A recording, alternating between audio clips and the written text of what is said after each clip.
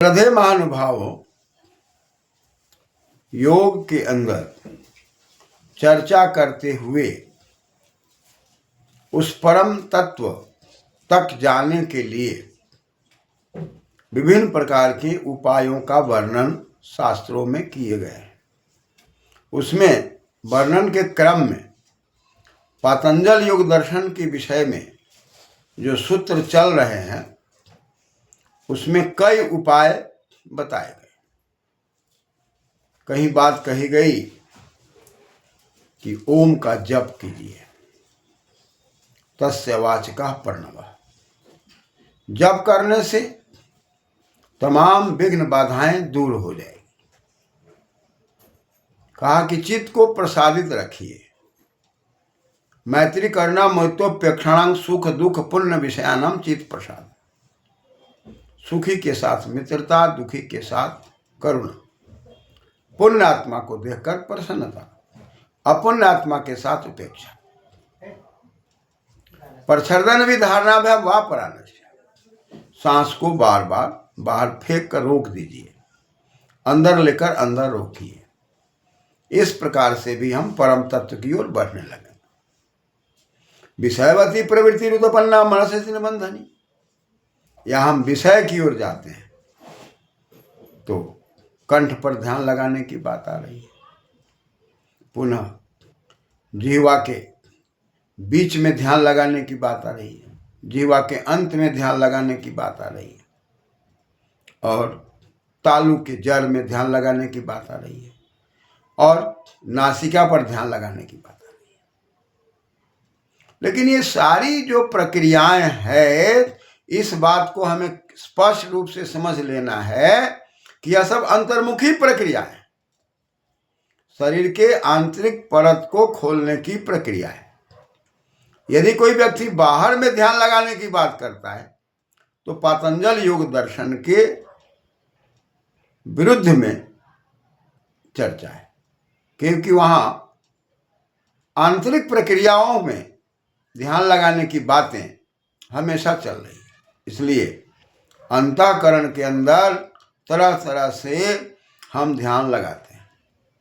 कंठ पर शब्द की ओर जाकर, जीवा के बीच में स्पर्श में जाकर, जीवा के अंत में रस में जाकर, तालु में रूप में जाकर, और नासिकाग्र में गंध की ओर जाकर। ये सब अंदर की प्रवृत्ति है, अंदर की व्यवस्था है, बाहर की व्यवस्था नहीं है। इसको पूरा का पूरा हमें समझ लेना चाहिए।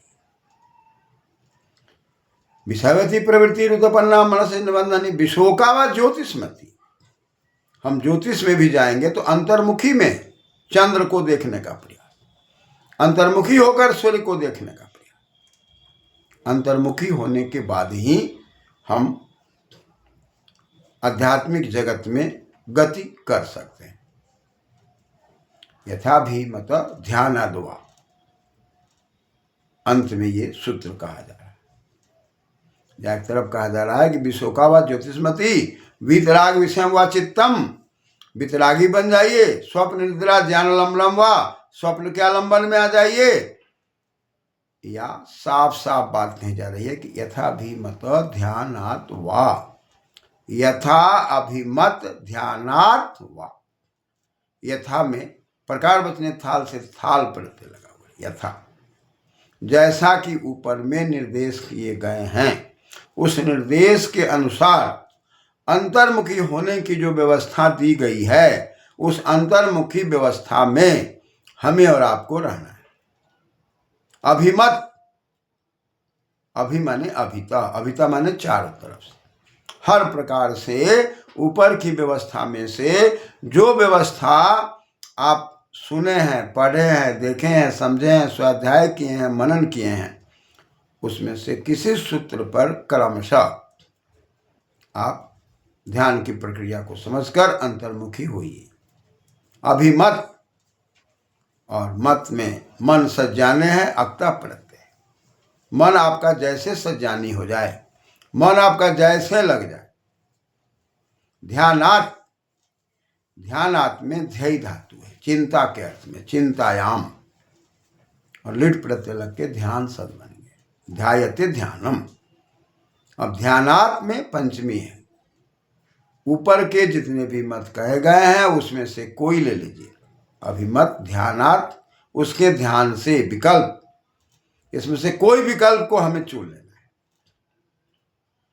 और उस विकल्प में से बारीकी से चिंतन मनन करते हुए, स्वाध्याय करते हुए, विचार करते हुए, शब्दों की दुनिया में जाते हुए अंतर्मुखी की ओर बढ़ना है।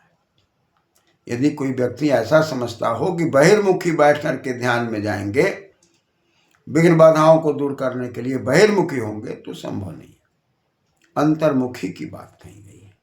और शरीर के अंदर बाहर की प्रक्रिया के लिए बाहर में अंग है और अंदर की प्रक्रिया के लिए अंदर में अंग है। अतः अंदर की शक्तियों को जागृत करने का निर्देश है। जो महानुभाव अपने आप को किसी भी प्राणायाम की व्यवस्था को समझकर या तो बाह्य प्राणायाम करते हों या अभ्यंतर प्राणायाम करते हों या केवली प्राणायाम करते हों या बाह्य अभ्यंतरापेक्षी प्राणायाम करते हों, यथा सामर्थ्य खान पान को ठीक रखते हुए, रहन सहन को ठीक रखते हुए, शिव संकल्पमय विचारों को बनाते हुए, चिंतन मनन की पवित्रता करते हुए, अच्छे अच्छे ग्रंथों का स्वाध्याय करते हुए और अपने मन को अंतर्मुखी बनाते हुए, इसमें से जो उपाय अच्छा लगे उस उपाय से हम आगे बढ़ सकते हैं।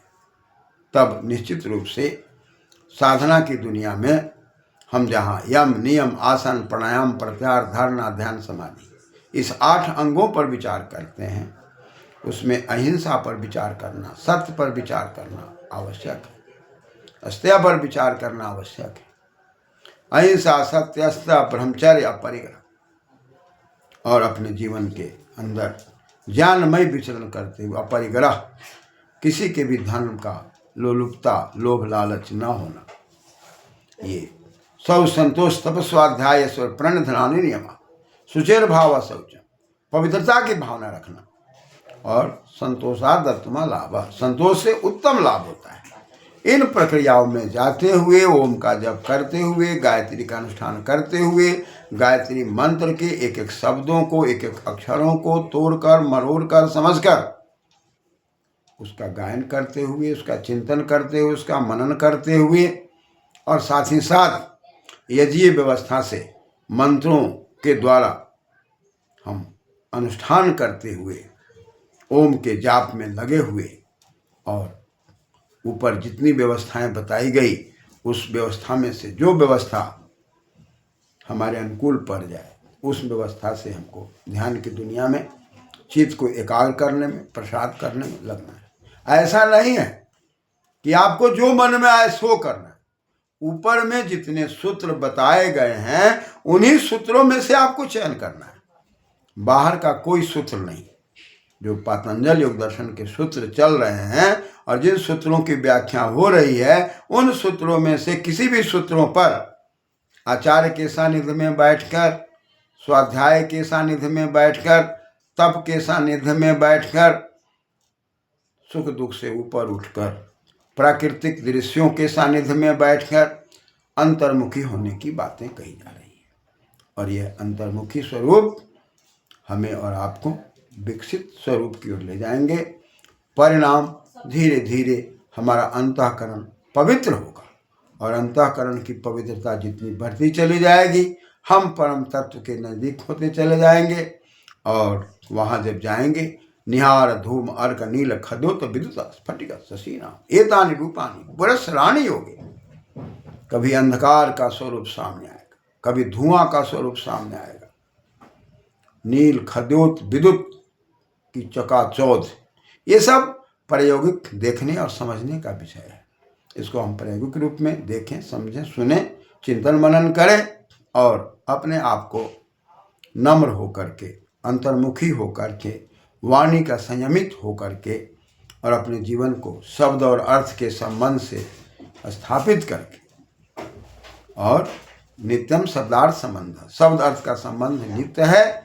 शब्द यदि ब्रह्म है, अर्थ यदि संसार है, तो अर्थ और शब्द दोनों के तालमेल को स्थापित करके ही हम परम तत्व की ओर जा सकते हैं, और छिद्रान्वेषी बन करके हम आगे नहीं बढ़ सकते। इसलिए अपने जीवन काल के अंदर हम जन्म जन्मांतर में जो साधना करते हैं और जो साधना किए हैं उसका फल वर्तमान है, और वर्तमान में जो करेंगे वो आगे हमें मिलेगा। इस प्रकार की उपलब्धि करते हुए हमें आगे बढ़ना है।